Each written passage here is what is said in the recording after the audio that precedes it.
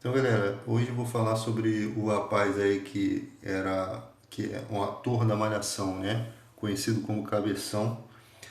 E eu vejo a história desse rapaz como um exemplo que os jovens de hoje deveriam ter para repudiar as drogas, né? Para você ver, se você comparar esse jovem hoje e ele não tá assim, mesmo sendo um cara dependente, químico, tendo os erros dele, ele ainda consegue ter algum brilho, ele ainda consegue falar coisas conexas, né?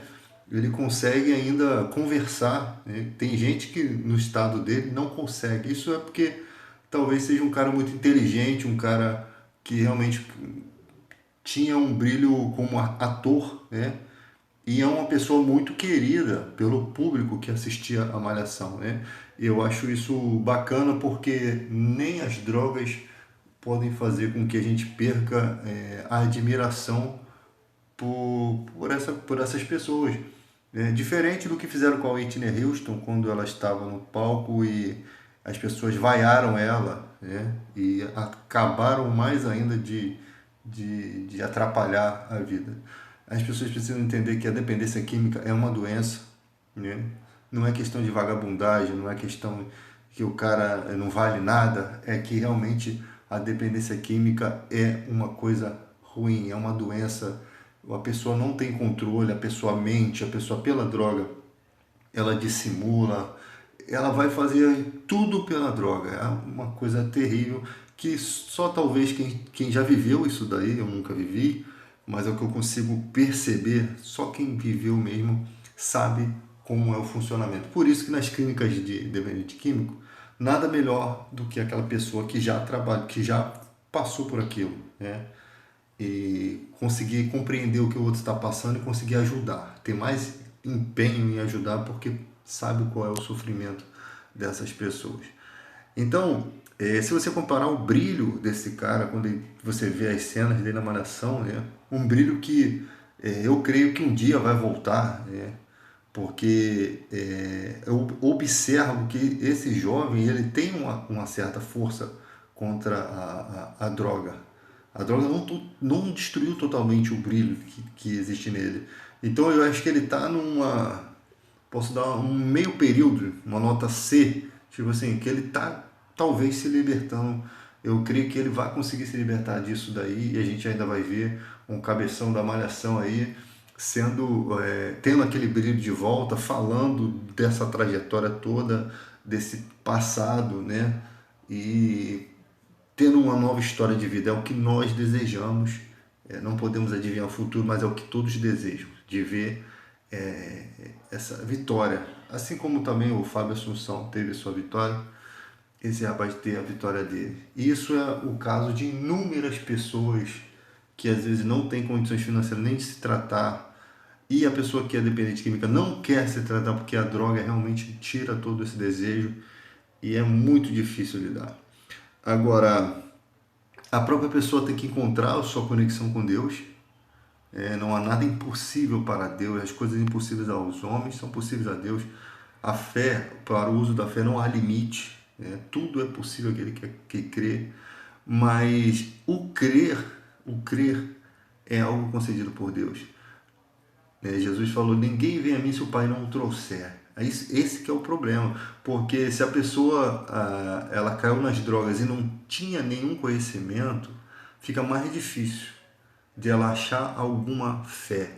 É, talvez ouvindo alguém falando, né, algumas palavras bíblicas que nunca voltam vazias, essas palavras com certeza são palavras de força, talvez elas possam entrar no coração daquela pessoa e ela se prender naquela palavra e conseguir vencer os obstáculos. É lógico que não estamos descartando aqui tratamento e tal, mas eu sei que tem gente que a fé é tão extraordinária que ela consegue vencer sem o tratamento. Eu sei que existe esses casos, mas a fé é algo tão simples, mas tão difícil de se guardar no coração, porque as pessoas são muito inconsistentes. Elas não têm essa. Elas geralmente, quando você se apega à fé, vêm as dúvidas e muita gente são levadas por essa tempestade da dúvida. Muitas pessoas elas não têm a força para crer, para acreditar, para confiar, porque a primeira tempestade que vem, né, que vai ser uma coisa que guerreia, quando aquela passagem da Bíblia mostra Pedro andando sobre as águas, vivendo um milagre, e quando ele começa a afundar, aquilo é um exemplo da humanidade. Aquilo ali é usado como exemplo da gente.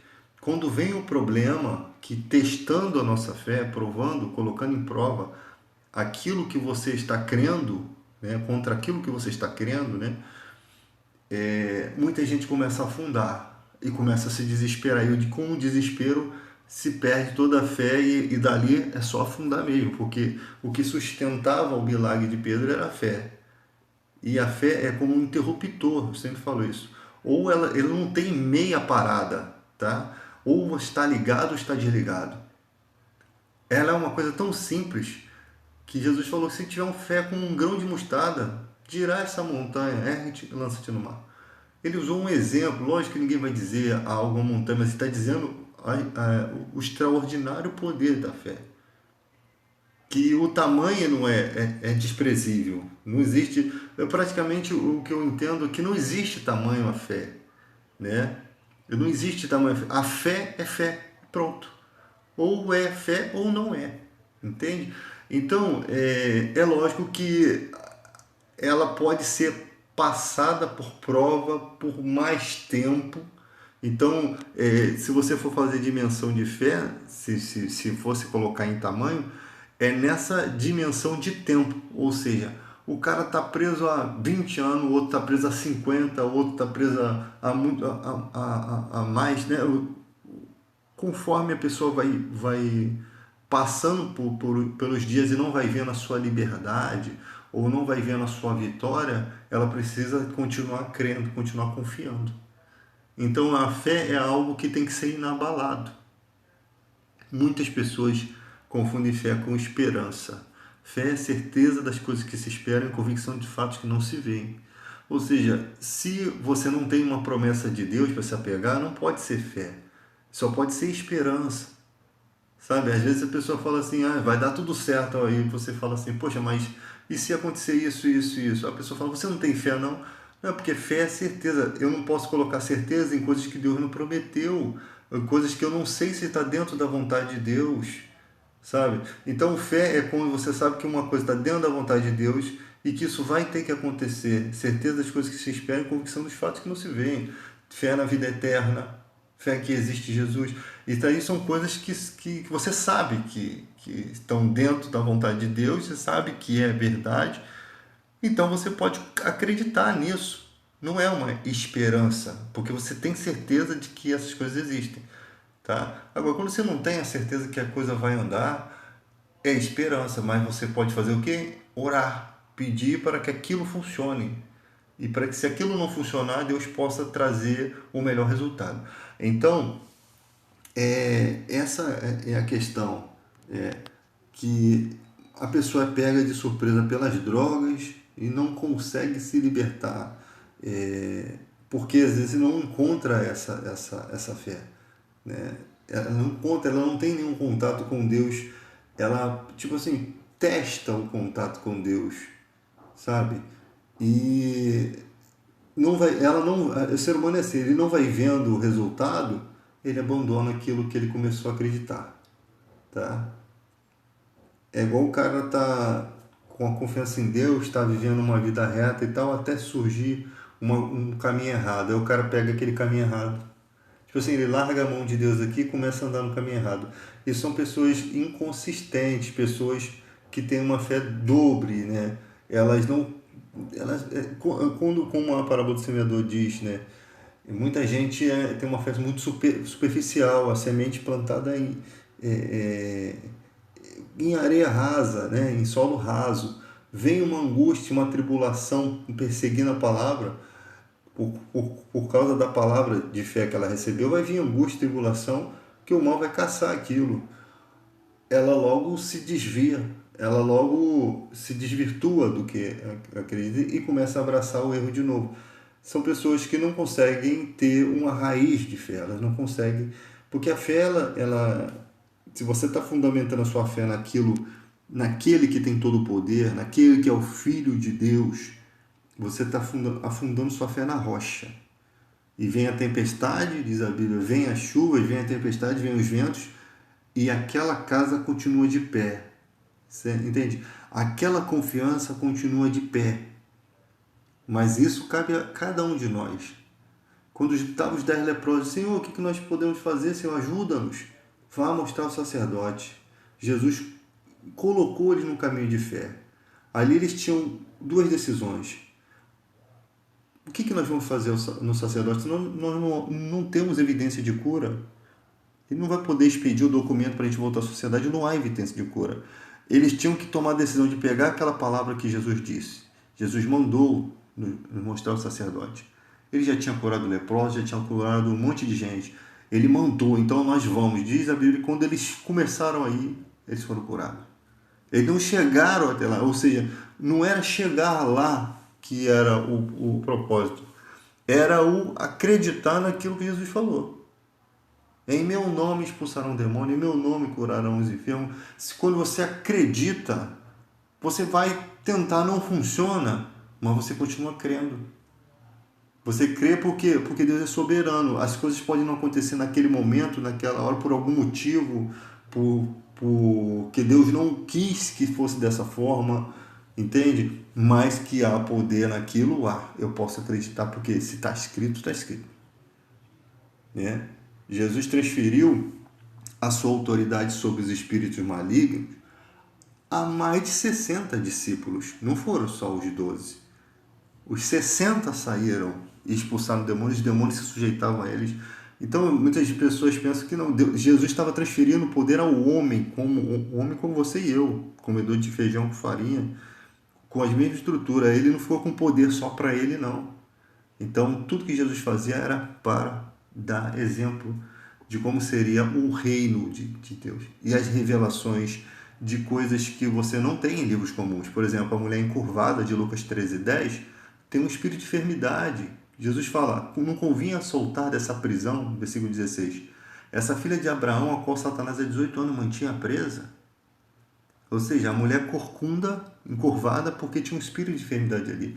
E quantas são as doenças que às vezes podem ser relacionadas ao espírito de enfermidade? Por exemplo, o Justin Bieber, ele está todo paralisado. Descobriram uma doença rara. E se aquilo for um espírito de enfermidade? Causado por uma vida, às vezes, desregrada, uma vida no pecado, na carnalidade. Entende? E o mal, ele tá nisso daí. Você deu a brecha. É engraçado que, mesmo você não dando a brecha para o mal, ele entra na sua vida. Como aquela criança que Satanás jogava na água e no fogo para matar. Jesus fala, desde quando acontece isso? Desde a infância. Jesus está mostrando, Jesus sabia tudo. Ele só quis mostrar o exemplo, ele queria não falar da boca dele, ele queria que o pai que viveu com aquela criança testemunhasse para os discípulos o que estava acontecendo e por que estava acontecendo. Jesus está explicando a natureza humana, mesmo ela está sujeita aos ataques demoníacos, mesmo uma criança inocente, que nem sabia de repente determinar o que é certo e o que é errado, que não havia motivo para o demônio, um tipo de demônio forte, tipos de demônio forte que estavam possuindo aquela criança, fazendo ela ter tendência suicida. E ele ficava mudo, e ele não ouvia, o demônio causava surdez, causava mudez, tudo depoimento do pai da criança, depoimento transmitido a nós, porque Jesus está mostrando que não há, Jesus falou, quem comigo não junta espalha. Não há neutralidade na vida espiritual. Ou você está com Jesus ou você está sem ele. Não há neutralidade.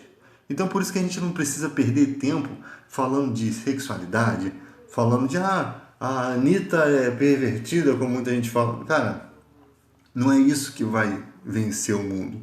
É a nossa fé, é a nossa pregação que vence o mundo. É o poder da palavra. Tudo isso daí você não precisa você não precisa esclarecer nada para as pessoas, porque o Espírito Santo é o Espírito da verdade, ele que convence o homem do pecado, da justiça e do juízo.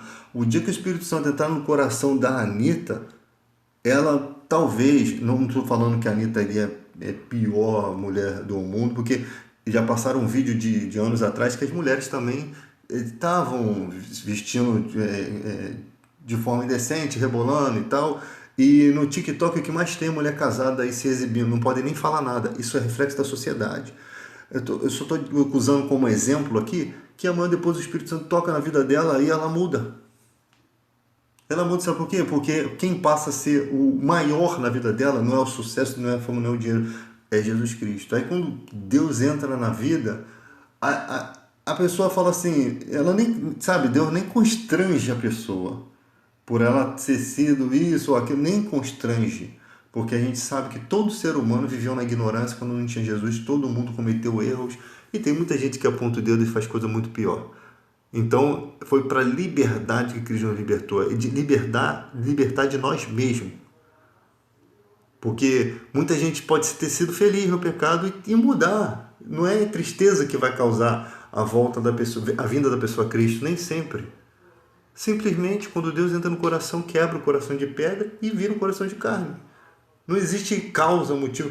Pode ser que a pessoa se sinta muito frustrada e não encontre alegria naquilo que está fazendo. Pode ser, porque no mundo há uma sequidão, né? E pode ser também que a pessoa tenha vivido muito feliz na vida errada, mas que Deus entrou no coração dela para libertá-la e ela agora vive feliz também e até mais com Jesus Cristo. Por quê? Porque ela está vivendo no certo, a pessoa está vivendo na vida certa, ela sabe que a vida com Cristo mais vale um dia com Cristo do que 1000 anos. Mais vale viver com Jesus é simplesmente você ser livre de certas preocupações. Tem cara muito preocupado, poxa, eu tô com 40 não casei, eu tô com tantos anos, ainda não consegui minha casa, eu não consegui o meu carro. O ser humano que vive atribulado assim é que não tem Deus no coração.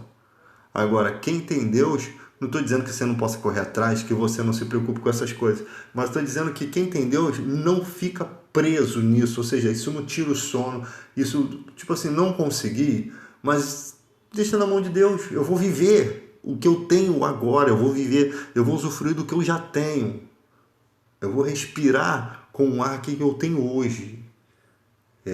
Então, quem tem Cristo consegue entender o que eu estou falando. Quem não tem, irmão, não vai entender nada.